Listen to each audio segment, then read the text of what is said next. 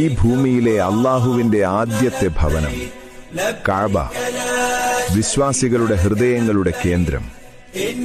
അല്ലാഹുവിന്റെ കൽപ്പന പ്രകാരം നബി ഇബ്രാഹിം അലൈഹിസ്സലാം, അവരുടെ പുത്രൻ നബി ഇസ്മായിൽ അലൈഹിസ്സലാം എന്നിവരാണ് ഈ പരിശുദ്ധ ഭവനം നിർമ്മിച്ചത്. ഇവിടെയാണ് നമ്മുടെ കിബില നിർണയിക്കപ്പെട്ടത്. ഇവിടെയാണ് മനുഷ്യരുടെ ദുആകൾ പെട്ടെന്ന് സ്വീകരിക്കപ്പെടുന്നത്. സ്വർഗത്തിൽ നിന്നിറക്കപ്പെട്ട ഹജറുൽ അസ്വദ് ഈ ഭവനത്തിന്റെ പരിശുദ്ധതയെ സൂചിപ്പിക്കുന്ന അടയാളം.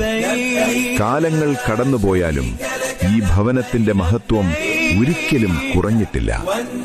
ഇന്നും ലക്ഷക്കണക്കിന് വിശ്വാസികൾ ഒരേയൊരു ഹൃദയം പോലെ ഇതിനെ ചുറ്റി സഞ്ചരിക്കുന്നു.